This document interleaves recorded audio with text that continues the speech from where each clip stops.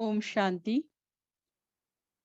आध्यात्मिक रत्नों को धारण कर जैसा लक्ष्य वैसा लक्षण बनाने वाली सभी आत्माओं का आज के सत्र में बहुत बहुत स्वागत है, स्वागत है, स्वागत है।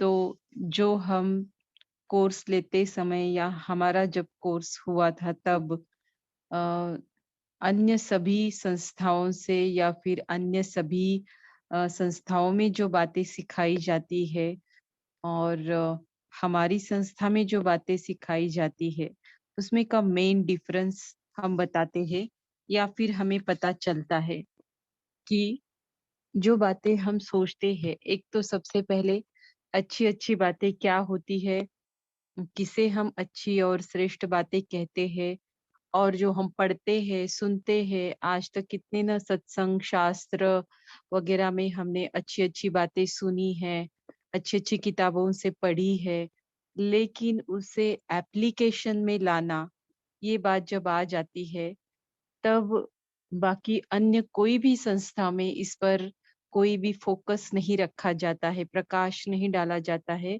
कि इन बातों को हम अपने जीवन में कैसे उतारे। तो जीवन में उतारने के ऊपर प्रकाश डाला भी होगा तो संभव बहुत ही कम परसेंटेज में होता होगा। जो यहाँ पर स्वयं परमपिता परमात्मा हमें सच्ची सच्ची अच्छी बातों की पहचान, श्रेष्ठ संकल्प, श्रेष्ठ विचार, श्रेष्ठ बोल, इन सब के बारे में बताते हुए उनको अपने जीवन में धारण करने के लिए शक्ति भी प्रदान करते हैं। और इसी के कारण जो हम अच्छा अच्छा सुनते पढ़ते संकल्प करते उसे अपने जीवन में उतारने के लिए हमें बहुत बहुत मदद मिलती है। लेकिन कब? जब श्रीमत को फॉलो करेंगे तब। लेकिन करने के बाद भी तो होता जरूर है ना? श्रीमत को फॉलो करने के बाद तो होता जरूर है। तो हम देखते हैं कि जब हम ज्ञान में आए थे तब और अब में यही जो डिफरेंस था कि अच्छी अच्छी बातों को सुनना पढ़ना इतने तक सीमित ना रखते हुए अपने जीवन में उतारना, अच्छी अच्छी बातों का प्रैक्टिकल एग्जाम्पल बनना, तो यह जो परसेंटेज है अभी बढ़ गया है। और आगे भी बढ़ता जाएगा। दैट मीन्स अच्छी बातों का श्रेष्ठ संकल्पों को हम मतलब सिर्फ सुनने बोलने तक नहीं रखते हैं, बल्कि उसे अप्लाई करके उसे धारण करते हैं और अपने जीवन में उसे उतारते हैं। मतलब सोचना और करना, इसमें का जो गैप है, अब हम बाबा की श्रीमत पर चलते चलते इस गैप को क्या कर रहे हैं? कम कम कम करते जा रहे हैं, है ना? अर्थात जो हमें परमात्मा शिव ने हर आत्मा को लक्ष्य दिया हुआ है, उन लक्ष्य को सामने रखते हुए सभी लक्षणों को हम धारण करते जा रहे हैं। तो यही एक हमारे विद्यालय या संस्था में मेजर डिफरेंस है, जो अन्य कहीं संस्था में नहीं है। ऊपर ऊपर की स्थूल बातों को कहीं से कॉपी किया है या फिर फॉलो किया जाता है, या फिर उतने में ही वो सेटिस्फाइड होते हैं कि हमने फलानी फलानी स्थूल बातों को स्वरूप दिया, राइट? लेकिन सोच से करेक्शन, माना संकल्पों में भी करेक्शन जो होता है, वो सिर्फ और सिर्फ हमारे विद्यालय और संस्था में ही सिखाया जाता है और अचीव भी किया जाता है, राइट? तो simple living and high thinking के सभी प्रैक्टिकल एग्जाम्पल्स हमारे विद्यालय में देखे जाते हैं और हम सभी भी यही बनने का लक्ष्य रखते हैं। तो इसी उद्देश्य की आज की मुरली है। तो मुरली का टाइटल है जैसा लक्ष्य वैसा लक्षण। तो बाबा ने इस मुरली में देखा है कि हर बच्चे के मस्तक और नैनों के द्वारा लक्ष्य सबका बहुत ऊंचा है, ऐसा नोट किया है बाबा ने। लेकिन फिर जब उसे प्रैक्टिकल लाने में या फिर उन बातों उस लक्ष्य को अचीव करने के लिए जो लक्षण लगते हैं, जो लक्षण माना जो बातें लगती है, उसे धारण करने में 3 प्रकार के पुरुषार्थी हो जाते हैं। तो कौन से 3 प्रकार के हैं हम देखेंगे। फिर बाबा कहते हैं लक्ष्य सबका ऊंचा है, लेकिन जो ऊंचा लक्ष्य है उसके प्रमाण आपके संकल्प और बोल है। तो मन में तो प्रैक्टिकली लाना पड़ेगा, लाएंगे तो दिखेगा, है ना। अगर मन में श्रेष्ठ विचार है, सिर्फ श्रेष्ठ विचार है ऐसा बोलने से नहीं चलेगा, है ना। तो वैसे बोल भी आपको बोलने पड़ेंगे, वैसे कर्म भी आपको करने पड़ेंगे। और यहीं पर है हम कितना पुरुषार्थ को मतलब पुरुषार्थी से तीव्र पुरुषार्थी बन रहे हैं, नंबर आगे ले रहे हैं, इसी पॉइंट पे डिसाइड होता है। तो फिर बाबा हमें बताते हैं कि आपका जो ये जन्म है, ब्राह्मण जन्म है, तो यह जन्म कैसा है। हम्म, कि जैसे उस लौकिक जन्म में कैसे होता है कि जन्म होते ही माँ बाप की जो भी स्थूल संपत्ति है वह बच्चे के लिए बर्थ राइट कहलाती है। तो यह भी तुम्हारा ब्राह्मण जन्म है। तो दिव्य गुणों की संपत्ति, ईश्वरीय सुख, शांति, ये सारी बातें क्या है, ब्राह्मण जन्म की बर्थ राइट है। जैसा जन्म होता है वैसे कर्म होते हैं। तो सोचो ये अगर बर्थ राइट है तो बाबा पूछते हैं क्या तुम्हें इसका नशा रहता है। इसका नशा रहने से ही क्या होता है, लक्ष्य और लक्षण में समानता आती है। अगर ब्राह्मण जन्म के बर्थ राइट की स्मृति नहीं है तो लक्ष्य और लक्षण में समानता नहीं हो सकती। तो फिर बाबा कहते हैं कि चलते फिरते वाह बाबा और वाह मेरी तकदीर की तस्वीर, यह अजपा जाप अर्थात मन से यह आवाज आपके निकलती रहे। हम्म, क्योंकि बाबा हाँ चाहते हैं कि मेरा हर बच्चा अपने बर्थ राइट के नशे में रहे। अगर बर्थ राइट के नशे को अनुभव करने के लिए मेहनत पड़ रही है तो उसके लिए भी, मेहनत से मुक्त होने के लिए भी बाबा ने आज की मुरली में कुछ बातें बताई है कि कैसे आपको उस अपने ब्राह्मण जन्म के बर्थ राइट के नशे में रहना है ना। अपनी तकदीर की तस्वीर को कैसे निर्माण करना है और कैसे उसे देखते हुए हर कर्म करना है। तो मेहनत से आप क्या हो जाए, अगर आपको बर्थ राइट की खुशी का अनुभव करने में मेहनत हो रही है तो अपनी तकदीर की तस्वीर को देखते हुए हर कर्म करेंगे तो मेहनत से मुक्त हो जाएंगे। तो इस तरह से बाबा ने पहले हम बच्चों को जैसे नशे में रहने का नशा दिलाया है, और फिर बाबा कहते हैं अभी आपको तो नशा चढ़ गया है तो आपको दिया है कुछ तो बाबा ने ऐसा, इसीलिए नशा चढ़ा है। तो दिया है बाबा ने, हमको दिया है तो हम उसी पॉइंट पे ये अंडरस्टूड है कि हमको भी औरों को देना है। तो बाबा कहते हैं अब घबराने का समय नहीं है, अब तो सर्व उलझी हुई आत्माओं को निकालने का समय है। तो यहाँ पर देने की बात आ गई, और अन्य आत्माओं को किस स्वरूप में देना है, क्यों देना है, कैसे देना है, इस टाइप में थोड़ा सा कुछ बाबा ने बताया है। फिर बाबा लास्ट में कहते हैं कि सदा वाह मेरा भाग्य, वाह भाग्य विदाता, ये सूक्ष्म मन की आवाज सुनते रहो और खुशी में नाचते रहो। तो इस तरह से आज की मुरली है और बहुत ही अच्छी है। तो स्वयं के लिए बाबा कहते हैं सदा बर्थ राइट के नशे में रहने वाले, ईश्वरीय नशे में मस्त रहने वाले, लक्ष्य और लक्षण समान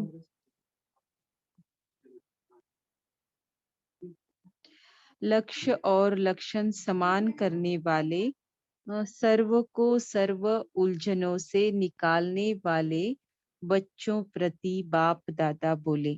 क्या क्या कर रहे आज बाबा कि सदा बर्थ राइट के नशे में रहने वाले, ईश्वरीय नशे में मस्त रहने वाले, लक्ष्य और लक्षण समान करने वाले, सर्व को सर्व उलझनों से निकालने वाले बच्चों प्रति बाप दादा बोले। आज बाबा ने स्वयं के प्रति नहीं बोला कि बच्चों को ही इतने बड़े स्वमान शुरू में दे दिए कि बच्चों के द्वारा बाबा ये कार्य कराएंगे, लेकिन करेंगे कौन?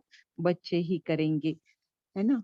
तो उसके लिए जैसे स्टेप्स भी बता दी है कि पहले नशे में रहना है, नशे का बर्थ राइट के नशे का अनुभव करना है, ईश्वरीय, फिर ईश्वरीय नशे में मस्त रहना है। और इस जब ये दोनों नशे में आप रहेंगे, तो नेक्स्ट स्टेप हो जाएगी आपकी कि लक्ष्य और लक्षण में समानता आ जाएगी। और फिर जैसे कर्मातीत बनेंगे, एक ऊंची मंजिल को आप प्राप्त करोगे, तो फिर आपका कर्तव्य भी क्या हो जाएगा? ऊंचा हो जाएगा, जो सर्व को सर्व उलझनों से निकालने वाले आपको बनना है ना?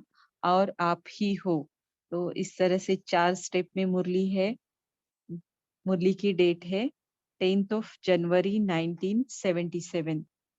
सबसे पहले बाप दादा ने हर बच्चे के मस्तक और नैनों द्वारा देखा कि लक्ष्य सबका बहुत ऊंचा है, लेकिन लक्ष्य धारण करने में 3 प्रकार के पुरुषार्थी है। हम्म, आज बाप दादा हर बच्चे के मस्तक और नैनों द्वारा एक विशेष बात देख रहे हैं। अब तक लक्ष्य और लक्षण कितना समीप है? हाँ, तो इसको ही दूसरे शब्द में कहेंगे, सोचना और करने में सोचने और करने में कितनी समानता है। लक्ष्य के प्रमाण लक्षण प्रैक्टिकल रूप में कहाँ तक दिखाई देते हैं? लक्ष्य सबका बहुत ऊंचा है, लेकिन लक्षण धारण करने में 3 प्रकार के पुरुषार्थी है। वह कौन से है?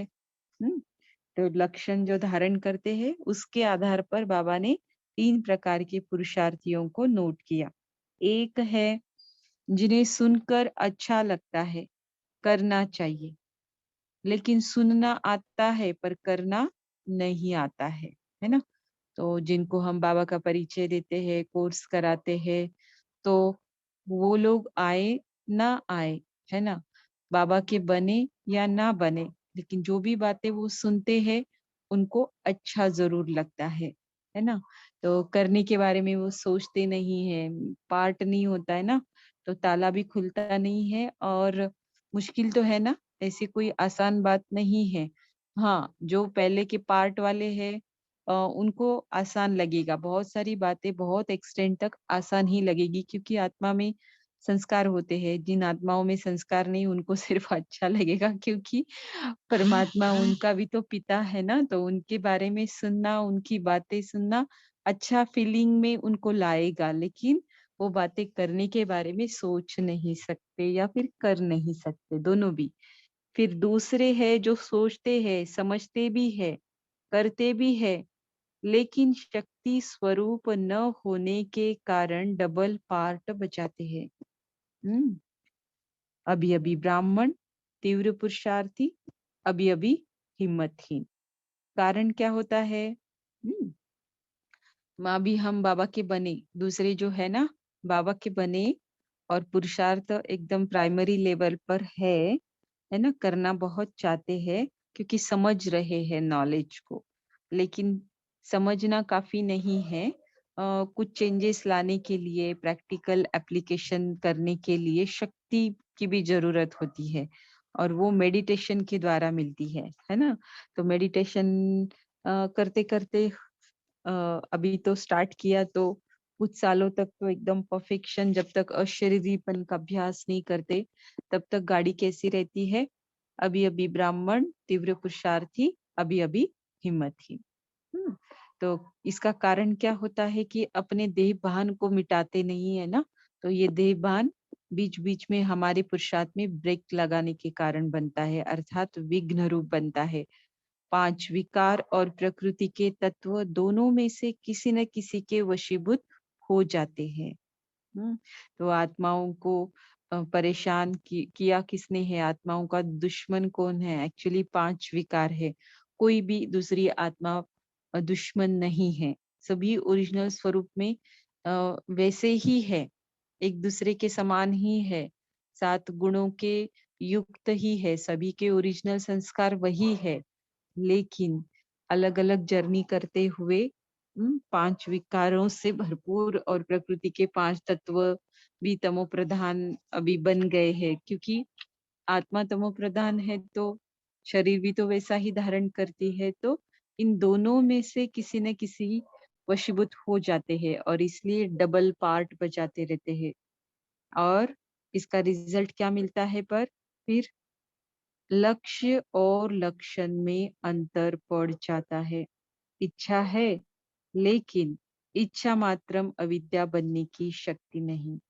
हम्म तो कर्मातीत बनना, शक्ति स्वरूप बनना, मास्टर सर्वशक्तिवान बनना, है ना, मास्टर ऑलमाइटी अथॉरिटी बनना, अर्थात क्या है? ये ऐसी स्टेज है, यहाँ पर कोई इच्छा बाकी नहीं रहती है, सूक्ष्म में भी नहीं रहती है। तो इस कारण अपने लक्ष्य की इच्छा तक पहुंच नहीं पाते हैं। तो देवान को मिटाना कोई मासी का घर नहीं है, मिटते मिटते निरंतर प्रयास से कुछ हाथ लगता है। तो फिर छोटी मोटी इच्छाएं तो खत्म होती है, लेकिन महीनता में जहाँ बात आती है तो वो सिचुएशन आने पर ही पता चलता है कि हम कहाँ तक इच्छा मात्रम अविद्या बने हैं।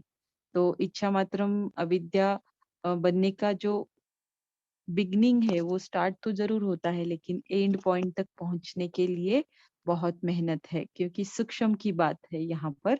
स्थूल तो हम काफी छोड़ देते हैं, बहुत सारी लाइफस्टाइल को ब्राह्मण जीवन के एडॉप्ट करते हैं, लेकिन ब्राह्मण जीवन के बाहर से लाइफस्टाइल एडॉप्ट करने के बाद भी यहाँ पर जब हम ज्ञान में चलने लगते हैं, सेवा में कहो, हर बात में कहो, कुछ न कुछ सूक्ष्म इच्छाएं निर्माण होती रहती है। उसे क्रॉस करना, उसे अनदेखा करना या फिर ठीक तरह से चैनलाइज करना, ये अगर हम नहीं कर पाए तो इच्छा मात्रम अविद्या की जो महीनता की स्टेज है, सूक्ष्म की स्टेज है, उसे पाना फिर थोड़ा सा डिले हो जाता है। असंभव तो मैं नहीं कहूंगी, बिल्कुल भी नहीं कहूंगी, सिर्फ डिले हो जाता है, थोड़ा समय लग जाता है। तो बाबा कहते हैं कि अपने लक्ष्य की इच्छा जो होती है, इसके कारण फिर पहुंच नहीं पाते हैं। और तीसरे है जो सुनना, सोचना और करना तीनों को समान करते हुए चलते हैं। बाबा का ज्ञान सुना, सोचा भी उस तरह से, अपनी सोच भी बनाई, निर्माण भी वैसे ही संकल्प हो रहे हैं। और जाहिर है निर्माण जहाँ हो रहा है तो मेडिटेशन एकदम अच्छा हो रहा है, दैट मीन्स शक्ति भी हमें मिल रही है। सुनना, समझना, सोचना और फिर हम उसे प्रैक्टिकली कर भी पा रहे, तीनों को समान करते हुए चलते हैं। ऐसी आत्माओं का लक्ष्य और लक्षण 99% समान दिखाई पड़ता है। ओ चलो बाप रे, बाबा ने 1% का छुट्टी दिया, है ना? कि लक्ष्य और लक्षण में 99% समान दिखाई पड़ता है। ऐसे 3 प्रकार के पुरुषार्थी देख रहे हैं। लक्ष्य के प्रमाण संकल्प और बोल है। अभी बाबा पूछ रहे हैं कि सबका लक्ष्य क्या होना चाहिए? जो तीसरे प्रकार के बच्चे हैं, है ना, वही सच्चे ब्राह्मण हैं, है ना, पक्के बाबा के बच्चे हैं। हम्म और कुछ विशेष पार्ट प्ले करने वाले हैं, साधारण से विशेषता में ये आ गए, है ना। साधारण पुरुषार्थी से तीव्र पुरुषार्थी, श्रेष्ठ पुरुषार्थी के लाइन में आ गए। तो लक्ष्य सभी का, हम सभी का यही तो है। जो अव्यक्त मुरली की स्टडी करते हैं वो कोई साधारण बात नहीं है, है ना। साकार मुरलियों की स्टडी करते समझते हुए, उसका फाउंडेशन पक्का करते हुए जब जर्नी आगे बढ़ता है, दैट मीन्स अव्यक्त मुरलियों के अभ्यास में हम इंटरेस्ट लेने लगते हैं, तो ये तीसरे वाले जो बच्चे हैं ना, उसके और एक महत्वपूर्ण कदम बढ़ाने का मतलब एक स्टेप है। ऐसा ऐसा कह सकते हैं, ऐसा ही है, मतलब ये कोई बढ़ाने चढ़ाने की बात नहीं है, लेकिन रियलिटी है। ये अव्यक्त मूल्यों का जो खजाना है, उसे समझना, उसे धारण करना। और सबसे पहले तो बात ये क्यों करेंगे, हम रुचि रखते हैं ना, हमको इंटरेस्ट आ रहा है। इंटरेस्ट क्यों आता है? हमने इन बातों को प्रायोरिटी क्यों दे रहे हैं, इंटरेस्ट क्यों आ रहा है, क्योंकि समझ रहा है जो अव्यक्त रस है, अव्यक्त मूल्यों के द्वारा हर एक आत्मा उसे टेस्ट कर रही है, और करना भी चाहिए। फिर बाबा पूछते, लक्ष्य प्रमाण संकल्प और बोल है। वर्तमान समय हर एक ब्राह्मण आत्मा के संकल्प और बोल को लक्ष्य की कसौटी पर चेक करना चाहिए।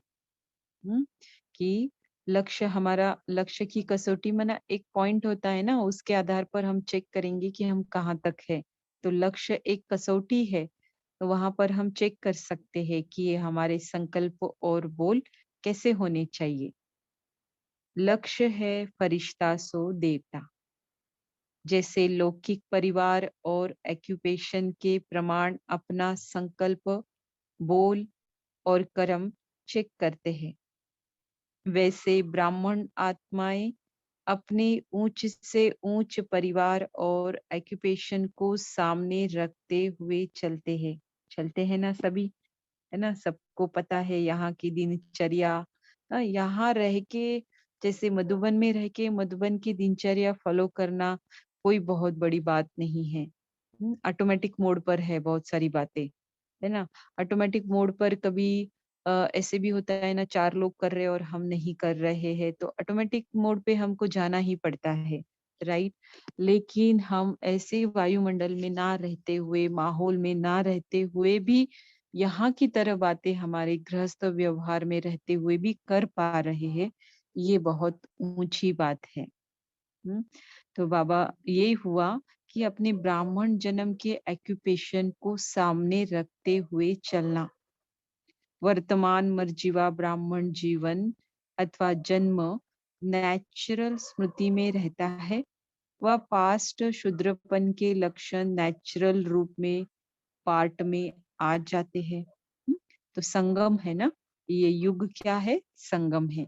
पीछे का छोड़ रहे हैं और आगे का धारण कर रहे हैं। तो ये एक प्रोसेस है, यह एक क्रिया है ना? इसके कुछ स्तर स्थूल लेवल पर भी है, तो ज्यादा से ज्यादा स्तर सूक्ष्म लेवल पर है ना। तो ये क्रिया करते करते कभी कभी क्या हो जाता है कि पीछे वाले जो संस्कार है वह भी इमर्ज हो जाते हैं, जबकि हम उनको मर्ज कर रहे हैं, और जो आने वाला भविष्य हमारा जन्म है उसके इमर्ज कर रहे हैं, है ना। तो ये जो प्रोसेस है उसके अंदर ये होता है, क्योंकि संगम पर खड़े हैं ना, तो कभी कभी पीछे के भी शूद्रपन के लक्षण नेचुरल रूप में आ जाते हैं। हम पीछे के नेचुरल रूप में है, और आगे के हमको नेचुरल रूप में बनाने हैं। तो ये सब कुछ हम संगम पर कर रहे हैं। तो यहाँ पर बाबा बताते हैं, जैसा जन्म होता है वैसे कर्म होते हैं।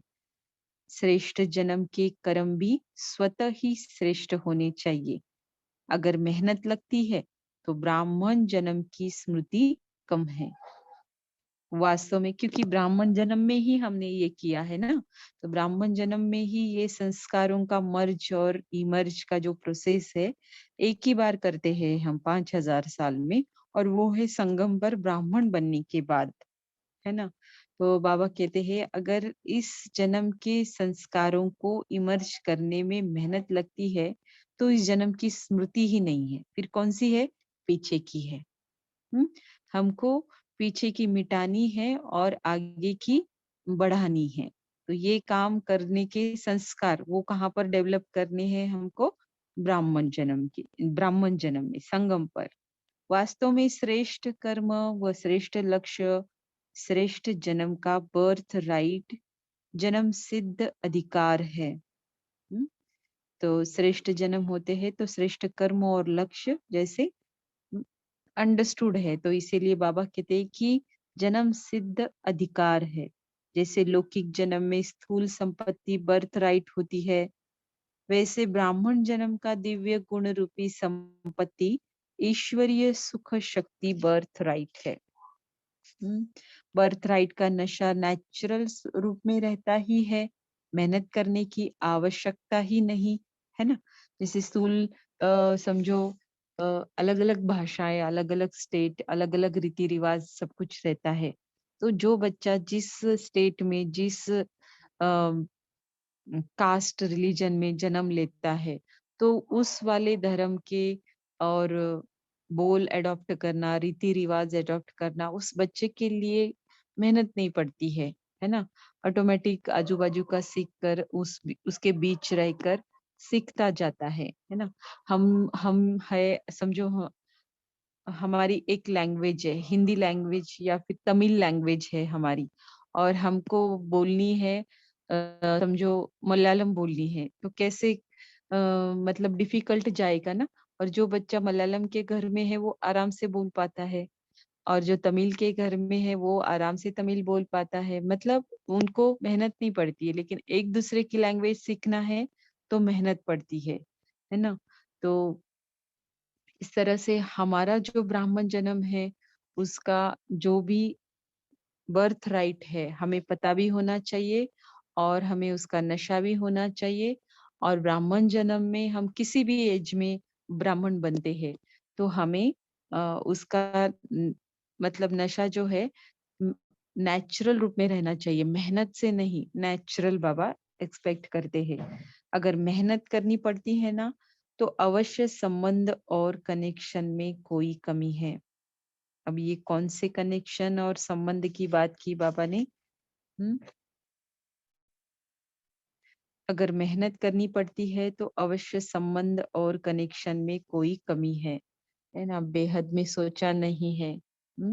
बेहद में सोचेंगे, रूहानियत से रूहानियत से परिवार में कनेक्शन में रहेंगे, तो फिर जैसे नेचुरल रूप में आपको ब्राह्मण जन्म की स्मृति है, नशा है, लेकिन फिर जहाँ रूहानियत, क्योंकि जन्म ही मर्जीवा जन्म है, अर्थात आत्मा बनने का जन्म है एक्चुअली ये, है ना। तो ये अगर हम नहीं करते हैं, तो हमारे सारे जिस्मानी संबंध और जिस्मानी कनेक्शन वैसे ही हमारी दृष्टि रहती है, वृत्ति रहती है, तो फिर हमें ब्राह्मण जन्म के नशा नहीं रहता है। मनमत मिलावट करने से नशा रहता नहीं है, स्मृति नहीं रहती है। तो फिर बर्थ राइट को, मतलब जैसे जन्म सिद्ध के अधिकार के रूप में आपको प्राप्त है, लेकिन उस प्राप्ति को अनुभव नहीं कर सकते हैं। यहाँ पर फिर पापा कहते हैं, चलते फिरते वाह बाबा और वाह मेरी तकदीर की तस्वीर, यह अजपा जाप अर्थात मन से यह आवाज निकलती रहे। तो इसलिए अपने आप से पूछो, बर्थ राइट का नशा रहता है? इस नशे में रहने से ही लक्ष्य और लक्षण समान हो जाएगा। इसके लिए सहज युक्ति, जिससे मेहनत से मुक्ति मिल जाए, वो कौन सी है? ब्राह्मण बनने के बाद हर बच्चा तो चाहता है ना कि ब्राह्मण जन्म की स्मृति रहे, उसके बर्थ राइट का नशा नेचुरल स्वरूप में रहे। लेकिन कई बार हमें इसे अनुभव करने के लिए मेहनत भी पड़ती है। तो बाबा बताते हैं कि इससे मुक्ति मिल जाए तो कैसे है, उसकी युक्ति क्या है? मुक्ति की युक्ति क्या है? मेहनत की मुक्ति की, स्वयं को जो हूँ, जैसा हूँ, जिस श्रेष्ठ बाप और परिवार का हूँ, वैसा जानते हो, लेकिन हर समय मानते नहीं हो। अपनी तकदीर की तस्वीर नहीं देखते हो। अगर सदैव अपनी तकदीर की तस्वीर को देखते रहो, तो जैसे साकार शरीर को देखते हुए नेचुरल देह की स्मृति स्वरूप रहते हो, वैसे ही नेचुरल तकदीर की तस्वीर के स्मृति में रहेंगे। हम्म तो देखो कितना अच्छा बताया बाबा ने कि बोलने के लिए बोलते हैं, परिवार है ना, और सब कुछ, लेकिन अंदर से वो बेहद वाली भावना नहीं है, और रूहानी दृष्टि वृत्ति का परिवर्तन नहीं आया है। तो ये कब आएगा? जब सच में जैसे हम हैं, स्वयं को जो हूँ, आत्मा है ना, जैसा हूँ, जिस श्रेष्ठ बाप और परिवार का हूँ वैसा जानते हो, वैसा मानेंगे भी, है ना, वो फील करेंगे उस बात को। तो इस तरह से जैसे अपनी तकदीर की तस्वीर को ही देखेंगे, तो उस वाली तस्वीर को हम देखते हैं तो कितना सहज स्मृति में रहती है। तो यह भी नेचुरल तकदीर की तस्वीर के स्मृति में रहेंगे। चलते फिरते वाह बाबा वाह मेरी तकदीर की तस्वीर, यह अजपा जाप अर्थात मन से यह आवाज निकलती रहे। क्योंकि आत्मिक भाव में टिकना, आत्मिक भाव से सभी को देखना, समझना, इसमें एक मतलब अविनाशी नशा है और आत्मा के सभी गुणों का अनुभव है ना? कोई नेगेटिव बात हमारे मन में किसी के प्रति नहीं चलती है। ऐसा मन सोचो कितना अच्छा, कितना श्रेष्ठ और कितना सुकून, शांति वाला होगा, है ना? तो ये कब अनुभव करेंगे और कैसे करेंगे? जब तक अपने देह भान को नहीं मिटाएँगे, तब तक अम आत्मा की बातों को अनुभव नहीं कर पाएँगे। तो फिर जब ये अनुभव करेंगे, तो बाबा कहते हैं कि यह अजपा जाप आपके मन से जैसे आवाज़ निकलती रहेगी, वाह बाबा, वाह मेरी तकदीर की तस्वीर, है ना? फिर बाबा अभी बताते कि मेहनत से मुक्त हो बर्थ राइट की खुशी का अनुभव करने के लिए क्या करना है और क्या करना है? जो भक्त दूसरा एग्जाम्पल दे रहे बाबा, जो भक्त लोग अनहद आवाज सुनने का प्रयत्न करते हैं। एग्जाम्पल नहीं, रियलिटी जो हमने किया है भक्ति मार्ग का, जैसे ये यादगार है 77 की मुरलियां जो अब तक चली, ये तीसरी मुरली है जिसमें भक्ति मार्ग के यादगार का जिक्र आया है। अब ये यादगार क्या है? जो भक्त लोग अनहद आवाज सुनने का प्रयत्न करते हैं, यह आपकी ही स्थिति का गायन भक्ति में चलता रहता है। अ, अपने कल्प पहले की खुशी में सदा नाचने का चित्र, जिसको रास लीला जिसको रास लीला का चित्र कहते हैं, है ना? हर गोपी व गोप सदा गोपी वल्लभ के साथ रास करते हुए दिखाते हैं। यह खुशी में नाचने का यादगार चित्र है। आपके प्रैक्टिकल चरित्र का चित्र बना है। ऐसा प्रैक्टिकल चरित्रवान चित्र सदा देखने में आता है। तो जपा जाप करना या फिर अनहद आवाज सुनने की आश रखना, है ना? तो ये भक्त लोग क्यों करते हैं? क्योंकि हमने शिव बाबा के लिए ऐसा किया है और ऐसा करते हुए हम खुशी में न जैसे मन की डांस करते थे, है ना? तो करते थे नहीं, करते हैं, कर रहे हैं और करते रहेंगे, अंत तक करते रहेंगे। तो बाबा कहते हैं आपने जो प्रैक्टिकल चरित्र बना, प्रैक्टिकल जो बात की है उसका ही यह चित्र बना है। कौन सा? गोपी गोपी वल्लभ के साथ रास करते हुए दिखाते ना, हर जगह पे है ये चित्र, दिखाते रहते रास। वो देखने के लिए भी कितना अच्छा लगता है। मतलब सत्युग के कोई भी चित्र ना जैसे मुख में पानी लाते हैं। तो मैं ना उसमें इन्वॉल्व होकर देखेंगे, कुछ अपने थॉट्स का क्रिएशन करेंगे, विजुलाइज करेंगे, तो सच में ये बात हर एक आत्मा अनुभव कर सकती है। ऐसा प्रैक्टिकल चरित्रवान ऐसा प्रैक्टिकल चरित्रवान चित्र सदा देखने में आता है। इसका देखना है चित्र, इसका उसका नहीं देखना है। खुद का ही देखना है। ऐसे नशे में और ऐसी खुशी का चित्र ऐसे अनुभव करते हो कि यह मेरा ही चित्र है। जब हम देखते हैं ना उस चित्र को, तो बाबा पूछते हैं कि ऐसा अनुभव करते हो कि यह मेरा ही चित्र है। इसको कहा जाता है तकदीर की तस्वीर। अपने ही चित्र को देखना, अपना ही चित्र है ऐसा समझना और वैसा मानना, तो बाबा कहते हैं इसको ही कहा जाता है तकदीर की तस्वीर। ऐसा नहीं कि मैं तो कहाँ, हम तो अभी आए ज्ञान में, अभी तो पुरुषार्थी है, पता नहीं हमारा ऐसा पाठ है कि नहीं है। नहीं, आत्मा में वही भरेगा जो आपने सोचा है और किया है। अब सोचेंगे ही नहीं तो फिर करने की तो बात ही नहीं आएगी ना। तो सोचेगा कौन मेरे लिए? कोई दूसरा तीसरा थोड़ी ना सोचेगा। मुझे ही सोचना है अपने लिए ही श्रेष्ठ संकल्पों की रचना करनी है। तभी तो हम दूसरों के लिए कर पाएंगे ना। रोज अपनी तकदीर की तस्वीर को देखते हुए हर कर्म करेंगे, तो मेहनत से मुक्त हो बर्थ राइट की खुशी का अनुभव करेंगे। हम्म तो ऐसे ही रोज समझेंगे कि मैं ही हूँ, मैं ही बनूंगा, मैं मेरा ही चित्र है। तो ऐसे ही नशे में रहते हुए हर कर्म करेंगे ना आप, तो फिर मेहनत से मुक्त हो जाएंगे। और जो बर्थ राइट है आपका, कि बर्थ राइट क्या है, कि दिव्य गुण रूपी संपत्ति को अनुभव करना और ईश्वरीय सुख शक्ति को अनुभव करना, है ना। तो इस बर्थ राइट की खुशी का जैसे फिर आप अनुभव करेंगे। तो हो गई आपकी जर्नी। अभी दिया बाबा को जो देना है, कैसे मेहनत से मुक्त होना है, कैसे खुशी का अनुभव करना है, कैसे ब्राह्मण जीवन के बर्थ राइट के नशे में रहना है, कैसे अपनी तकदीर की तस्वीर ऊंची बनानी है, सब बाबा ने बताया। अब बाबा क्या चाहते हैं, मुझसे लिया तो फिर मुझसे लिया अर्थात कहीं ना कहीं आपको देना है। इसीलिए पहले स्वयं भरपूर हो जाओ और फिर दूसरों को दो।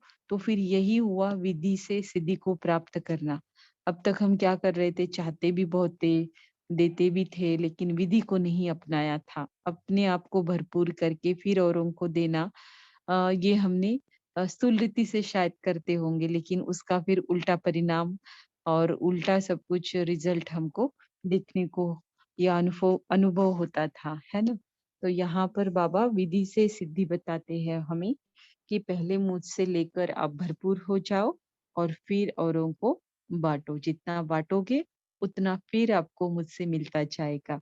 तो अब यहाँ पर बाबा कहते घबराने का समय नहीं है, अब तो सर्व उलझी हुई आत्माओं को निकालने का समय है। अब मेहनत करने का समय नहीं रहा, अब तो यह स्मृति स्वरूप बनो। जो जानना था वह जान लिया, पाना था सो पा लिया। ऐसा अनुभव करते हो। बाप दादा तो कितना ढूंढते थे भगवान को, कितनी भक्ति करते थे, क्या नहीं करते थे। ज्ञान में आने के बाद तो मतलब लगता था ना कि हमने भक्ति में इतना किया, कि फिर उसके टेम्पररी अनुभव से हम परेशान भी होते थे। आज होता था अनुभव, कल नहीं। मतलब सब कुछ टेम्पररी था ना, इनडायरेक्टली था। तो अंदर से तो कुछ भी भरपूर नहीं हो पाते थे, करते थे, लेकिन फिर अभी जान गए सब कुछ, है ना, कि करना कैसे है, क्या करना है, कब करना है, कितना करना है ना। और जिसको ढूंढते थे, इतना भक्ति में पुकारते थे, और उसको भी हमने पा लिया। तो ये अनुभव करते हो, पूछते हैं बाबा, तो हमारा जवाब होना चाहिए हाँ जी बाबा। बाप दादा तो हर एक के तकदीर की तस्वीर देख हर्षित होते हैं, ऐसे ही ततत्व तो आपको भी अपनी तकदीर की तस्वीर देखकर क्या होना है, हर्षित होना है। बाप दादा को विशेष आश्चर्य एक बात का लगता है, मास्टर सर्वशक्तिवान श्रेष्ठ तकदीरवान छोटी छोटी उलझनों में कैसे उलझ जाते हैं, जैसे कि शेर चींटी से घबरा जाता है। अगर शेर कहे मैं चींटी को कैसे मारूं, क्या करूं, तो क्या सोचेंगे, संभव बात लगेगी या असंभव बात लगेगी। ऐसे मास्टर सर्वशक्तिवान जरा सी उलझन में उलझ जाए तो क्या बाप को संभव बात लगेगी या आश्चर्य की बात लगेगी। इसलिए अब छोटी छोटी उलझनों से घबराने का समय नहीं है, अब तो सर्व उलझी हुई आत्माओं को निकालने का समय है। हम्म, तो ड्यूटी दे दी बाबा ने, जो अभी भी हमको प्ले करनी है।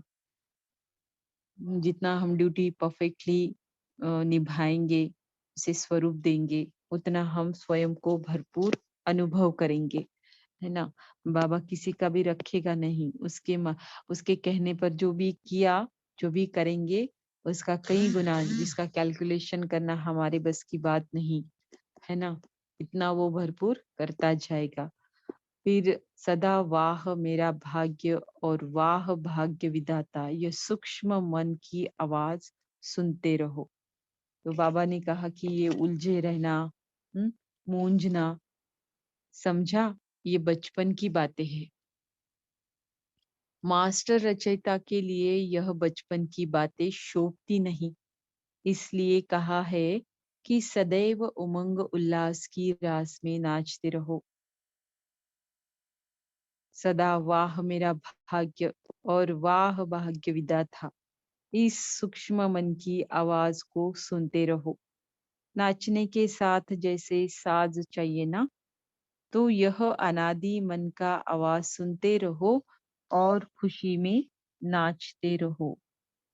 ऐसे सदा बर्थ राइट के नशे में रहने वाले, ईश्वरीय मस्ती में सदा रहने वाले, मेहनत से मुक्त होने वाले, लक्ष्य और लक्षण समान करने वाले, सर्व उलझनों से निकालने वाले, ऐसे श्रेष्ठ तकदीर वाले पद्मा पदम भाग्यशाली बच्चों को याद, प्यार और नमस्ते।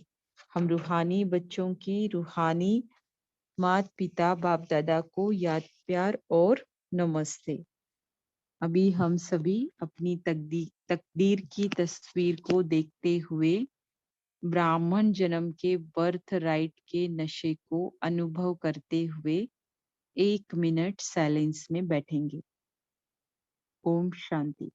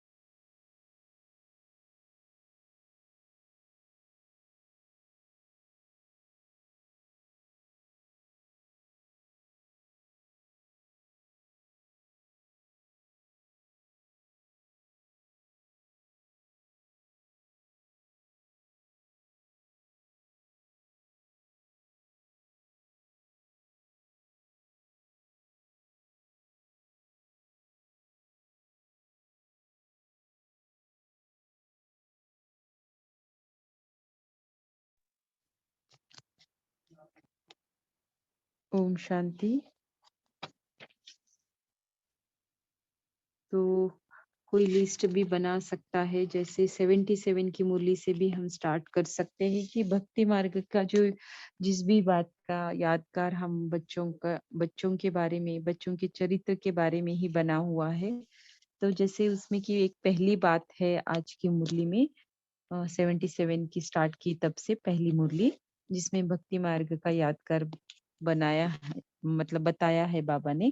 तो उसकी लिस्ट अगर हम करेंगे, कोई इसकी रिस्पॉन्सिबिलिटी लेता है तो बहुत अच्छी बात है, कि ताकि फिर हमको जो भक्ति और ज्ञान का हम डिफरेंस निकाल रहे हैं उसमें भी मदद होगी, एंड एक अलग प्रकार का कलेक्शन हो जाएगा जो फिर हमें सेवा करते में भी बहुत बहुत मदद करेगा। क्योंकि हम हमें ही पता कि होता नहीं है, तो हम सामने वाले को कैसे बताएंगे ना कि मंदिर में घंटी क्यों बजाते हैं, शिव के मंदिर में नंदी जो दिखाते हैं उसका क्या रहस्य है, कछुआ का क्या रहस्य है ना। तो ऐसी सारी बातें जो है कुछ न कुछ हम ब्राह्मणों ने किया है संगम पर, उसी का ही यादगार होता है। और वो हमें पता होना, सेवा तो ठीक है लेकिन हमें भी पता होना, याद रहना भी बहुत अच्छी बात है। तो इस तरह से कोई अगर इसकी रिस्पॉन्सिबिलिटी ले सकता है तो जरूर लेंगे। ओके मयूरी बहन, आप लेंगे, ठीक है। ऐसा नहीं कि एक ने लिया तो और नहीं लेंगे, औरों की भी और भी लोग ले सकते हैं, है ना। तो देखिए, एक मैं भी ये ये रिस्पॉन्सिबिलिटी लेना चाहूँगी।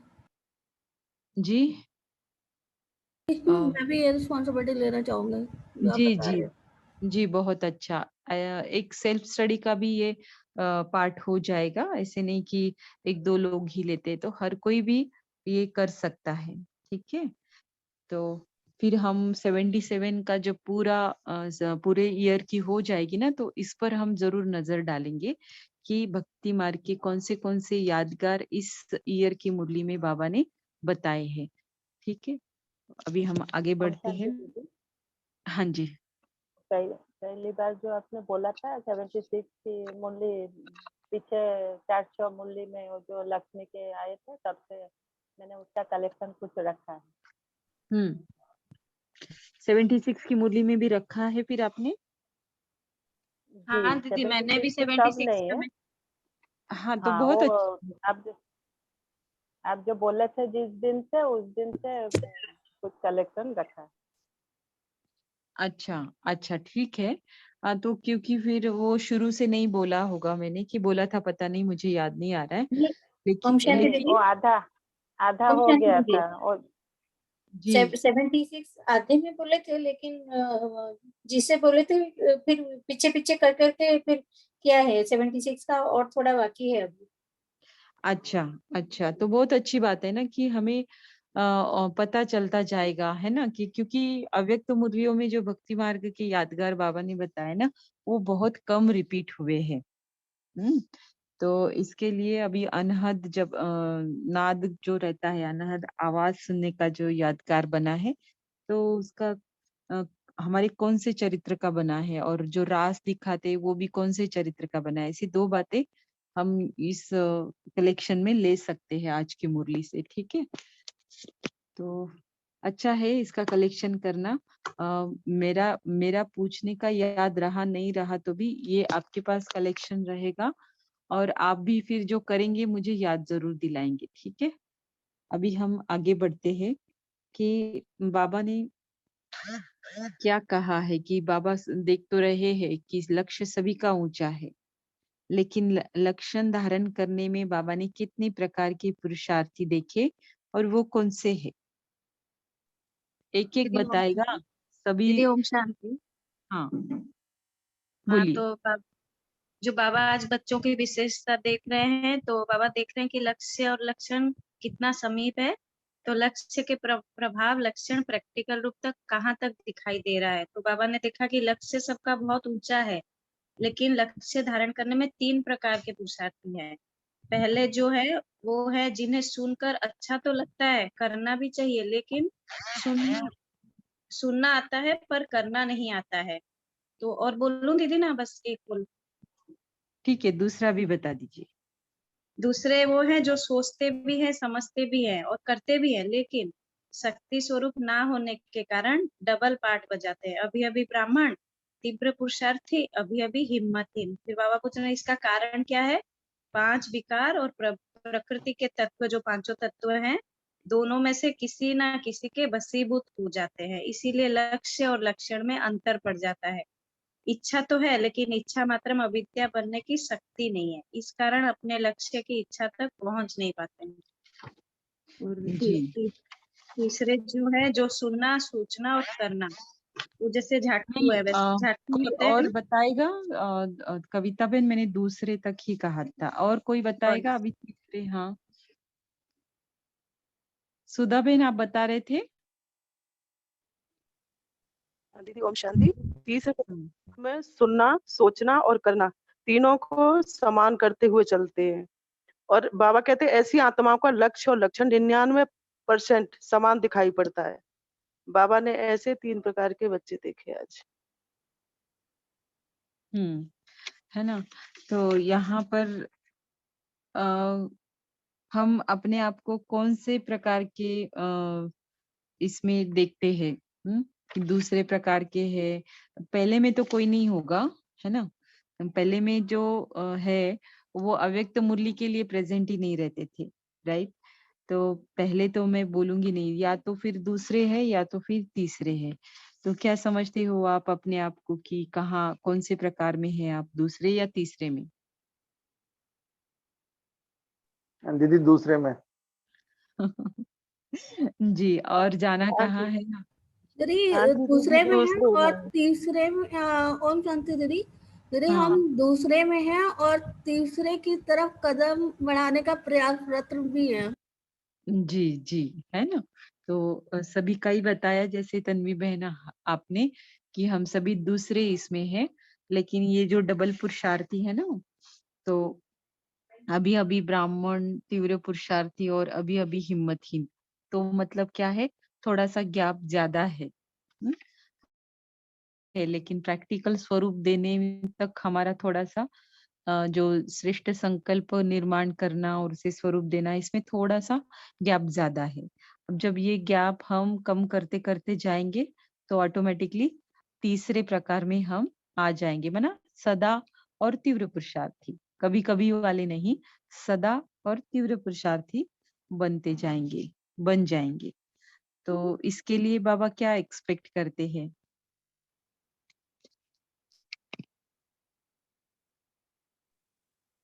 ओम शांति।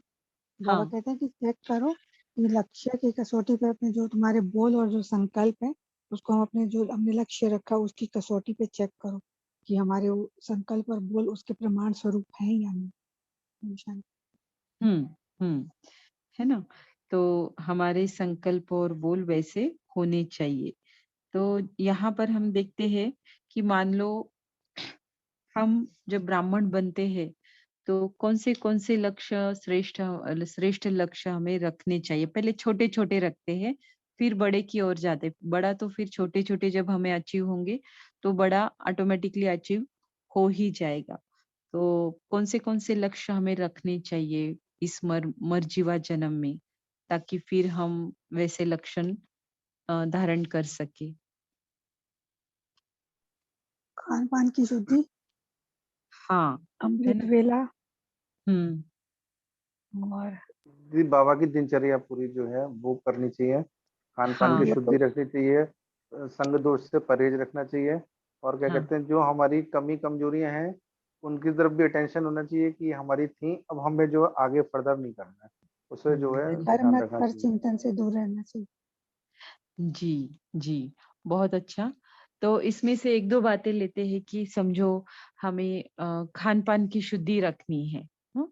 तो इसके लिए हम क्या क्या एफर्ट्स लेंगे? जो भी एफर्ट्स ले रहे हैं, मतलब क्या है, हम अपने अंदर उस लक्ष्य को अचीव करने के लिए लक्षण को ला रहे हैं, धारण कर रहे हैं। तो कैसे करेंगे खान पान की शुद्धि के लिए?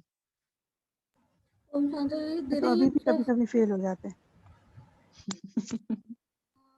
ओम शांति जैसे कल मेरे बेटे ने इतने प्यार से पिज्जा खिलाया और मैंने खा लिया, हालांकि वेजिटेरियन था वो, विदाउट अनियन, बट हम्म, मैं उसने मेरे मुंह में डाला तो फेल हो गई ना मैं।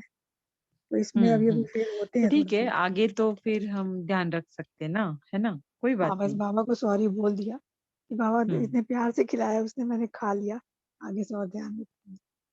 अच्छा, तो और देखो, और हम मुरली में वही डिस्कस कर लिए, मैं ना, किसी ने देखा तो नहीं, बाबा ने ही देखा सिर्फ, है ना। नहीं, और मुझे खुद को पता है ना, दिल खाता है अंदर से कि गलती हो गई। हाँ, बस बस यही मैं सुनना चाहती थी। मतलब हम कुछ भी थोड़ा किसी भी कारणवश बाबा की श्रीमत का उल्लंघन हम कर लेते हैं ना, तो हमें ही वो तकलीफ, जैसे दिल खाता है, मन खाता है, तो ये क्या है, एक सजा टाइप ही है ना। तो बाबा हमें वो कहते हैं फील। महसूस हो गई मतलब वही सॉरी है तुम्हारी। सॉरी बोलने हाँ। की भी गलती अगर महसूस हो जरूरत नहीं। जी, जी। तो तो महसूस हो गई, गलत तो हो हाँ, गई है। हाँ, देखो मैंने उस समय संतोष भाई पहले की बहुत क्लास बार सुनी थी। करते थे, है ना, उल्लंघन खान पान के बारे में। अभी वो कम हो रहा है, अभी तो बिल्कुल भी ना के बराबर है। तो आगे तो बढ़ रहे हैं ना, आप कौन सा हमेशा करते होंगे, है ना। नहीं, तो बट ये जैसे उस भी। दिन संतोष भाई की क्लास सुन रही थी कि अमृत वेला में कभी कभी जैसे होता है ना कि नहीं उठने का मन किया, तो उन्होंने हम्म। कहा ये तुम नहीं उठते हो तो उसमें तुमने डिसोबे किया बाबा को, इसके पॉइंट्स मिलते हैं। तो एटलीस्ट मेरा उठने का मन करे नहीं करे, योग लगे, उठ पे जरूर जाती हूँ उस दिन के बाद से, क्योंकि मैंने हाँ। ये कभी नोटिस ही नहीं किया कि ये मैं डिसोबे वाले कैटेगरी में जा रहा है मेरा कर्म। हाँ। मुझे लगा नहीं हम्म। किया तो नहीं किया, बट उस दिन हम्म। संतोष भाई ने बहुत अच्छे से इसको क्लियर किया था। अच्छा, है ना। तो तो यही है खान पान हाँ, की शुद्धि के छोटी लिए, बात और थी। क्या। जी, बहुत अच्छा। खान पान की शुद्धि के लिए आप क्या करेंगे, मतलब आप, मतलब इन द सेंस सभी को मैं पूछ रही हूँ कि कैसे कैसे इसको हम परमानेंट बनाएंगे। दीदी, एक चीज मैं कहना चाह रहा था, पता नहीं मैं गलत भी हो सकता हूँ। जैसे कभी कभी हमारा जो लौकिक परिवार है, लौकिक परिवार में सब जने तो ज्ञान में चलते नहीं। और ऐसा भी हम्म। नहीं हो सकता कि आप लौकिक से बिल्कुल ही मतलब छोड़ दो। अगर आप किसी के घर जा रहे हैं तो फिर जा रहे हैं, तो फिर आपको वहाँ खाना भी पड़ेगा। ऐसा नहीं है कि जाते ही आप फिर किचन संभालेंगे, है ना। तो अब हम्म। एक तो दूसरे के हाथ का बना हुआ आ गया, और दूसरा ये कि जो आपका बना हुआ है, अगर सब आपके हिसाब से चलेंगे तब भी दिक्कत वाला पार्ट हो जाता है। तो इसमें तो फिर मेरे को बाबा की एक चीज याद आती है कि जैसे बाबा कहते हैं कि जो आर्मी वालों के लिए कहते थे कि जो है कि जो आगे सामने पेट तो भरना है, लेकिन उसमें स्वाद लेके मत खाओ कि उसमें अपनी जो है इच्छा ज्यादा आपने शामिल कर दी कि ऐसा है। क्योंकि कभी कभी परिस्थिति के हिसाब से भी अपने आप को मोल्ड करना पड़ता है। क्योंकि अगर मोल्ड नहीं करेंगे, हम ऐसा ही करते रहेंगे कि नहीं रिजिड हो जाएंगे किसी भी चीज पे, तो पता चलेगा कि जो परिवार के लोग आगे आने वाले थे, तो वो हमारी ये धारणा और ये सब देखते हुए वो पहले ही पीछे हट जाएंगे। अब पता नहीं गलत हूँ या सही हूँ दीदी। नहीं, ये मोड़ तो जरूर रहता है पुरुषार्थ में। ओम हाँ शांति बोलिए जी। सब। हाँ जैसे अभी खान बोलिए। पान के बारे में अभी सब बोल रहे हैं, तो हम्म मेरे साथ भी ऐसा हुआ था। जो मैं अभी कुछ दिन पहले गई थी एक जगह पर, तो मैंने वहां पर ये किया कि वो लोग तो सब बोलते हैं कि नहीं तुम खाओ, लेकिन मैंने क्या किया कि मैंने अपने लिए भी बना कर लेके गई और उनको लिए भी बना कर लेके गई, ताकि हम्म। उनको बुरा भी नहीं लगे और वो मुझे जैसे फोर्स भी नहीं करे। तो हम्म ऐसे ऐसे ही हुआ। एक दो बार तो वो फोर्स करेंगे, लेकिन वो जब जान जाएंगे कि नहीं ये अभी खा नहीं रहे हैं, तो वो फिर धीरे धीरे वो फोर्स करना भी छोड़ देंगे। मैं जी 2-3 दिन जो गई थी, तो पूरा मैंने सुबह से लेकर शाम तक कुछ वहां कुछ भी नहीं खाया, कुछ भी नहीं खाया। तो वो लोग देखकर तो पहले वंडर खाए, लेकिन वो फिर धीरे धीरे उनका भी जैसे माइंड चेंज हो गया, नहीं अभी ये फोर्स करेंगे तो वो अभी नहीं भी आ सकते हैं। मैंने भी उनको बोल दिया अभी ऐसे, तो धीरे धीरे वो लोग भी एडजस्ट कर लेंगे। हाँ, मैं भी एग्री हूँ आपकी जो भी एक्ट रही और जो भी जी। आपका संकल्प रहे, हाँ। तो मैं भी और ऐसे ही करती और हूँ। जो बाहर का जो खाने के बारे में अभी सब बोल रहे हैं, तो इसमें भी हमें भी कुछ नया नया भी हमें सीखना चाहिए अभी, जो मैं अभी कर रही हूँ। मैं हाँ अपने मतलब बाहर अपने की पढ़ाई के चीजें लिए हम। नहीं कर रही हूँ, लेकिन कुछ अपने लिए भी करना चाहिए। जैसे बाहर का बिस्किट हो गया और ब्रेड हो गया, ये तो सब हम्म, खाना पड़ता है, लेकिन अगर हम खुद बनाकर भी खाए तो घर में भी बहुत खुश होते हैं, और अपने लिए भी जैसे सेटिस्फेक्शन रहता है कि नहीं बाबा जो बोल रहे हैं खाने पीने के बारे में, पवित्रता के बारे में, तो वो भी हम कर पा रहे हैं और नया भी कुछ सीखने के लिए भी मिल रहा है। यस बहुत यस, बहुत बहुत सीखने के लिए मिल रहा है, नया मिल नया रहा है। ट्राई करती रहती हूँ मैं। और देखो ना, अभी देखो कैसा समय आ गया कि मतलब यही बाबा ने हमें हमें जो बातें बताई है, खान पान की शुद्धि के बारे में ही बात कर रहे हैं ना हम, तो इसके बारे में जो बातें बताई, तो हमारी सेफ्टी हर एक रीति से बाबा ने सोचकर ये जैसे धारणा बताई है ना। आज अभी रॉन्ग है पवन भाई जी, आप ऐसे नहीं कहूंगी मैं, क्योंकि एक एक फेज से होकर ही हम जाते हैं, राइट। तो हमें अपनी धारणाओं में कॉम्प्रोमाइज किसी के लिए भी नहीं करना चाहिए, क्योंकि ये हमारे लिए भी अच्छा है, और जब तक हम हमारे लिए अच्छा नहीं करते हैं पूरी तरह से, फिर वो लोग ही हमको कल उलाना देंगे। कल को अगर उसमें से कोई नॉलेज में आ गए, ज्ञान में आए, उनको पता चला और उनका भी मन हुआ करने का, तो वो बोलेंगे आप तो खाते थे, है ना। मतलब हर बात का प्रैक्टिकल एग्जाम्पल बनने के लिए, हर बात का प्रैक्टिकल एग्जाम्पल बनने के लिए हमें धारणाओं में मजबूत रहना है। और हमारी धारणाएं ऐसी है, किसी को दुख पहुंचाने की बात नहीं, बस हमें उसे ठीक तरह से उन तक वो मैसेज पहुंचाना आना चाहिए। और नहीं वो समझ रहे हैं, तो भगवान की मानना है या लोगों की मानना है, ये हमें डिसाइड करना है। क्योंकि जब तक धारणाओं पे पक्के नहीं रहेंगे, तब तक ज्ञान का जर्नी जो है मजबूत नहीं बनता है। धारणाओं में बल है, ठीक है। और जो जो सबिता बहन ने बताया, तो मेरे ख्याल से बहुत सारे पॉइंट उसमें आ गए खान पान की धारणा के लिए। अब अमृत वेले का एक हम डिस्कस करते हैं, क्योंकि ये दो बातें बहुत ही हमारे ब्राह्मण जीवन में महत्वपूर्ण है ना, जो हमें नशा और स्मृति दिलाने के लिए बहुत बहुत मदद करते हैं। अमृत वेला अगर हमको करना है, डेली हमको करना है, और अच्छा पावरफुल करना है, दो बातें हैं। तो इसके लिए हम कौन सी बातों को एडॉप्ट करेंगे, मना लक्षण को धारण करेंगे।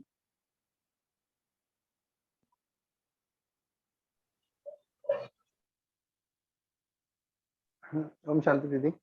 दीदी अमृत वेला अच्छा करने के लिए जो है हमें इसकी प्लानिंग तो एक दिन पहले ही करनी पड़ेगी, क्योंकि अगर हम एक सा अमृत वेला रोज करेंगे तो वो फिर मोनोटोनस हो जाएगा। तो उसके लिए कि हमें थोड़ा सा बना के बैठना पड़ेगा कि हमें क्या करना है, कि आज जैसे हमें बाबा से शक्तियां लेनी है, आज बाबा से रूरिहान करनी है, कुछ बाबा से जो हमारे सवाल आ रहे हैं उन्हें पूछना है। तो इस तरह से चेंज कर करके जो है बाबा की याद करेंगे तो ज्यादा अच्छा रहेगा। अब रात को जी बाबा की मुरली पढ़ के सोएंगे तो तब भी वो हाँ जब सोएंगे तो फिर वो अगले दिन जो है अमृत वेले में हेल्प करेगी। जी, बहुत अच्छा। और क्या कर सकते हैं? और दीदी ओम शांति। हाँ दीदी जैसा रात को जब हम सोते हैं तो अपने पूरे दिन का मतलब जो भी हमसे मिस्टेक हुई है या जो भी मतलब ये बाबा से माफी मांग के या उसको फिर दोहरा के और बाबा को सौंप कर चार्ट लिख के और याद करके अगर सोएंगे तो सुबह अवस्था बहुत अच्छी रहती है और मन भी हल्का हो जाता है अपना। और सुबह में हम अगर आत्मिक दृष्टि से अगर पहले आत्मा का अभ्यास करें 10-5 मिनट, तो उसके बाद अगर हम बाबा को याद करते हैं तो बहुत अच्छी हमारी मतलब योग लगती है। हाँ, ओम बहुत अच्छा, शांति। बहुत हाँ। अच्छा बताया गीता बहन। बहुत इम्पोर्टेंट पॉइंट्स को आपने फोकस किया, है ना। और क्या कर सकते हैं जो हमारा अमृत वेला पावरफुल हो और हम उठ पाए, और कौन सी बात है? दीदी मेरे विचार से तो हम सबसे पहले जब रात्रि में ही तैयारी करके रहते हैं और हमें स्मृति में बाबा होना चाहिए, जो हमारी आंख बंद हो तब, क्योंकि कहते हैं कि अवचेतन मन से वो सारी बातें जो है चेतन मन में पहुंच जाते हैं।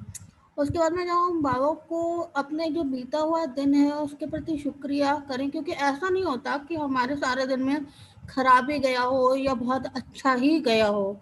तो जो पार्ट हमारे बीच में अच्छा गया है उसके लिए हमें बाबा को शुक्रिया कहना चाहिए, और जो पार्ट हमारा थोड़ा सा खराब गया हो उसके लिए अपने कार्मिक अकाउंट के लिए बाबा को का पोता मेल देना चाहिए, और दूसरे उसके लिए ऐसा दोबारा ना हो इसके लिए भी बाबा से हमें हेल्प लेनी चाहिए। जब हम जी बाबा को थैंक करेंगे तो माइंड फ्रेश हो जाएगा, उसके बाद में हमें सो जाना चाहिए। और सुबह को उठ के एक संकल्प मेरे विचार से ज़रूर ही सभी को करना चाहिए। आई मीन सॉरी, मैं ऐसा करती हूँ कि बाबा आपके लिए मैं आत्मा सभी आत्माओं के सेवार्थ जाग चुकी हूँ। मुझे क्या करना है क्या नहीं करना इस बात की जानकारी मुझे नहीं है, लेकिन आपको सब कुछ है, तो आप मुझे बताएं कि मुझे क्या करना है और मैं कहाँ गलत हूँ और कहाँ सही हूँ, इसमें आप मेरे मददगार हो। ऐसा करने से एक तो कनेक्शन मेरा बहुत अच्छा लग जाता है, और दूसरी बात ये कि बाबा से जो पावरफुल रेज और हेल्प जो मिलती है उससे मुझे ऐसा लगता है कि मेरा अमृत बेला अच्छा होगा। जी जी, बहुत अच्छा। प्रैक्टिकल एप्लीकेशन की बातें बताई आपने तन्वी बहन, बहुत अच्छा। और क्या कर सकते हैं? ये शुक्रिया करना और ओम फिर शांति। जैसे हाँ बोलिए। ओम शांति दीदी। हाँ बाबा को रात को चाट देकर और गुड नाइट करके बाबा को मैं ज्ञान में दो 6 साल हो गया। कभी मैं अलार्म नहीं देता, बाबा को जो जो टाइम करके सोता हूँ बाबा वही टाइम में उठाती है। जब भी टाइम भूल जाती है और बाबा उस दिन अमृत वेला गोल कर देते। बाबा को जिस टाइम आज बाबा को बोलो तो बाबा 3:30 बजे उठाओ, बाबा वही टाइम में जैसे उठाती है। माने इतना माने अनुभव होता है बाबा जन सच्चे साथ में रहते हैं, ऐसे अनुभव होता है। और बाबा को जितना घर में रहो, मैं भी ऐसे सबिता बहन जैसे बोला, मैं भी जहाँ पर जाती हूँ खाना बना के लेते, मेरे माँ ने बोला मैं जी था मेरे घर में तुम नहीं खाओगे। मैं बोला कि क्यों नहीं खाएंगे, तुम मेरे लिए एक नया बर्तन ले आओ, मैं खुद डाल कर खाऊंगी, बनाऊंगी। हाँ बनाऊंगी खाऊंगी ऐसे। अभी वो सब जान गए, इसीलिए वो कोई बात नहीं करते। वो भी मानने लगे। मेरे एक भाई है, वो तो देवी बनने वाले हैं। ये जो कोई आते हैं उसको बताता है कि देखो इतना कितने छोटे ऐसे वो कितना सब कुछ छोड़ा दिया। हम हमको तो ऐसा सब नहीं आता है, सबको है बाबा को याद में सब कुछ होता है, सब हो जाता है। बाबा इतना अनुभव, बाबा को साथ रखो तो सब कुछ संभव होता है। बहुत अच्छा मना, चार्ट देना, शुक्रिया करना, और जैसे पोता मेल भी बोल सकते हैं, कमियों के लिए, गलतियों के लिए माफी मांगना, गाइडेंस लेना, और क्या कर सकते हैं? दीदी फर्स्ट थॉट जो है, जो सुबह उठते ही ना बाबा को याद करने का होना चाहिए, मैं आत्मा हूँ, बाबा की बहुत प्यारी संतान हूँ। और और एक दो शांति बातें दीदी, रह गई है जो मैं सुनना चाहती हूँ। देखते कोई, हाँ बोलिए, तापसी बहन बोलिए। और अमृत वाला टाइम पर उठना पड़ेगा, तो उस पहले दिन टाइम पर सोना पड़ेगा पहले, हाँ और पहले दिन का दिनचर्या भी देखना पड़ेगा, मेरा दिनचर्या हाँ ठीक है या नहीं, हाँ, है ना। उस पर भी जैस डिपेंड करता है। यस, जैसे हमने भोजन जल्दी किया या फिर कम किया, है ना। और ये एक बात मायने रखती है, अंतर्मुखता को कितना धारण किया, कितना संग की परहेज रखी, कितना मुरलियों में इन्वॉल्व रहे, है ना। तो कितना अ, जैसे अभ्यास में समय दिया, योग में समय दिया, मतलब श्रीमत के अनुसार हमने कितनी कितनी बातों को रखा, तो जाके दूसरे दिन का हमारा अमृत वेला क्या होगा, अच्छे से अच्छा होगा। डायरेक्ट अमृत वेले पे एफर्ट्स लेंगे वो काम का नहीं है। अमृत वेले के पहली वाली बातों पे एफर्ट्स लेंगे तो अमृत वेले मेहनत नहीं करनी पड़ेगी, मौज में अमृत वेला मनाएंगे, राइट। तो दीदी अभी, हाँ दीदी एक एक ही समय और एक ही स्थान का भी महत्व है ना? हाँ, वो भी है। मैंने एक बार बताया था, समय, स्थिति, स्थान और संकल्प, ये चार बातों का ध्यान अमृत वेला रखेंगे तो फिर उसे पावरफुल अमृत वेला कह सकते हैं। लेकिन ये तो डायरेक्ट अमृत वेले की बात हुई ना। अब तो लक्षण में क्या आता है कि पूर्व तैयारी आप क्या करते हो कि आप इन बातों को अचीव कर सको। तो पूर्व तैयारी में सूक्ष्म से लेकर बाह्य तैयारी, मतलब खान पान आ गया, टाइम पर सोना आ गया, पोता मेल देना आ गया, हल्का ज्यादा से ज्यादा श्रीमत में मना दिनचर्या को फॉलो करना आ गया, है ना। तो ज्यादा थकना भी नहीं है और ज्यादा रेस्ट भी नहीं करना है, भोजन के ऊपर भी ध्यान देना है। ऐसी सारी बातों को हम अगर फॉलो करते हैं तो अमृत वेला हमारा अच्छा होता है। तो ऐसे ही आप चिंतन चला सकते हो कि जो आपको थोड़ा डिफिकल्ट लगता है ना। जैसे मुझे फिजिकली मैंने जो भी कामकाज होते हैं उसका लोड आ गया, तो मैं अगर फिजिकली थक जाती हूँ तो मेरा असर वो अमृत वेले पे आ जाता है। उठते तो है लेकिन ना फिर सोने का मन करता है ना बैठने का मन करता है। तो मैंने ये फाइंड आउट किया तो मुझे पता चला कि ज्यादा आराम करना या ज्यादा थकना, दोनों ही बातों का असर अमृत वेले पे होता है। तो इस तरह से आप और भी बातों का जो आप अपने में इम्प्रूवमेंट लाना चाहते हो तो आप ही सोचो, आप ही उसका लिस्ट बनाओ और आप ही उसे प्रैक्टिकल स्वरूप देने के लिए मेहनत करो। तो आज की जो मुरली हमने पढ़ी सुनी, फिर उसका प्रैक्टिकल स्वरूप हम बन सकेंगे। ठीक है, अभी तो आगे की मुरली ठीक है, मना आत्मिक रूहानियत की दृष्टि वृत्ति बनाने से ही सब कुछ हमें जो बर्थ राइट है, जन्म सिद्ध अधिकार है ब्राह्मण जन्म का, उसे हम अनुभव कर सकेंगे। अभी हम साकार मुरली की ओर जाते हैं, उसके पॉइंट्स देखते हैं कि क्या क्या मैच करता है। दीदी आज का जो वरदान है ना, तो हम्म ये दूसरे नंबर और तीसरे नंबर के लिए है। जैसे दूसरे नंबर है ना, कि जब हम्म भी कोई गलती होती है तो कह देते हैं हम तो अभी पुरुषार्थी हैं। और हम्म तीसरे नंबर, लेकिन यथार्थ पुरुषार्थी कभी हार नहीं खा सकते, क्योंकि पुरुषार्थ शब्द का यथार्थ अर्थ है स्वयं को पुरुष अर्थात आत्मा समझकर चलना। तो ऐसी आत्मिक स्थिति में रहने वाले पुरुषार्थी सदैव मंजिल को सामने रखते हुए चलते हैं, कभी हम्म रुकते नहीं और हिम्मत उल्लास छोड़ते नहीं। जी जी, बहुत अच्छा। दीदी दीदी आज हाँ दोनों मुरली का हेडलाइन मैच कर रहा है। जैसे कि साकार मुरली में कि अब है कि अभी तुम ऐसी दुनिया के मालिक बनते हो जहाँ कोई हद नहीं है, जोग बल से सारे विश्व की राजाई लेना यह वंडर है। और जो अव्यक्त मूल्य में है कि जैसा लक्ष्य वैसा लक्षण। तो विश्व सारी दुनिया का मालिक बनना ये हमारा लक्ष्य है, और वैसे ही हाँ हमें लक्षण धारण करने हैं। और भी साकार मूल्य में है कि तुम चक्रवर्ती राजा बनते हो, ये भी हमारा लक्ष्य है। इसके लिए हमें लक्षण भी धारण करने हैं। और जो तीसरे प्रकार की हाँ, मैं जो हूँ जैसा हूँ आपका हूँ, ये भी दोनों मूल्य में आज है। जी जी, अच्छा, दोनों मुरली में है। और हाँ, बहुत अच्छा था आपसे में। और जो लक्षण है, जो ये सब धारण पाने के लिए जो लक्षण होना चाहिए, ये लक्षण आया है धारणा में। बाप से सीधा और सच्चा होकर चलना है। ये अगर हम लक्षण धारण करेंगे तब जाकर ये सब हम पा सकते हैं। जी जी, जो तीसरे प्रकार के बनने का जो हम सभी बच्चों का लक्ष्य है, उसके लिए कौन से लक्षण और बाबा ने साकार मुरली में बताए हैं। जैसे पहला मैंने नोट किया कि कर्म करते भी कम से कम 8 घंटा याद में जरूर रहना है ना। दीदी ये स्लोगन भी होएगा, मास्टर सत्यज्ञान की स्मृति में रहो, तो ये स्मृति भी मालिकपन की स्मृति दिलाती है। हाँ, ये भी है।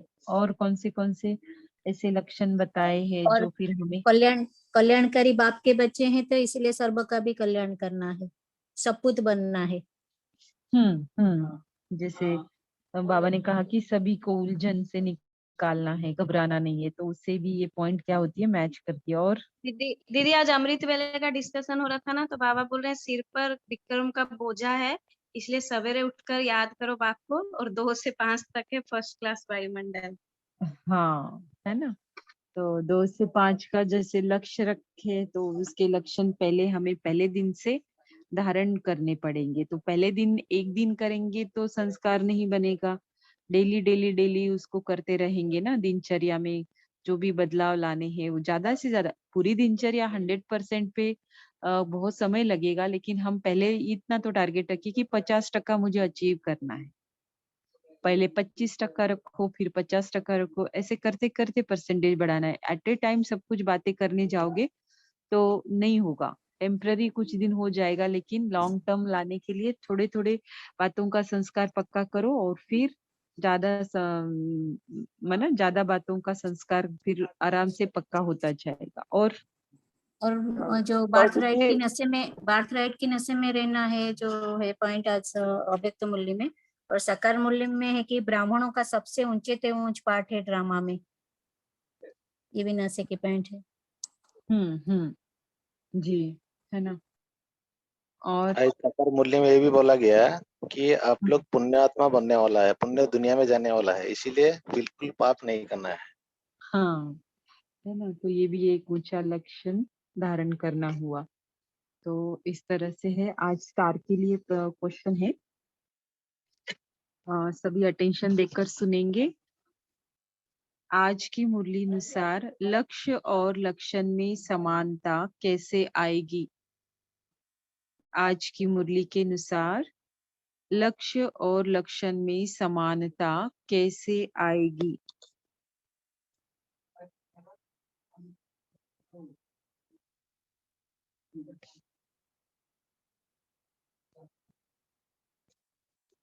ठीक है, पुष्पा बहन आप बताइए, आपका हैंड सबसे पहले दिखाई दे रहा है।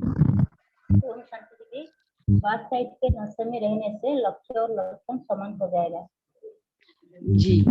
जी करेक्ट। हाँ, तो मुबारक हो पुष्पा बहन, आज आप क्लास के स्टार बन गए। तो जो लक्ष्य नशा दिलाने वाला जो है बर्थ राइट का, तो वो कौन सा है बर्थ राइट? एक्चुअली ब्राह्मण जन्म का दिव्य गुण रूपी संपत्ति और ईश्वरीय सुख शांति। इसके साथ बताते तो भी मैं करेक्ट बोलने वाली थी, और सिर्फ बर्थ राइट के नशे में शब्द यूज करेंगे तो भी मैं राइट बोलने वाली थी। तो पुष्पा बहन आप लोग, तो अभी हम हमारा क्लास ट्यूसडे को रखते हैं।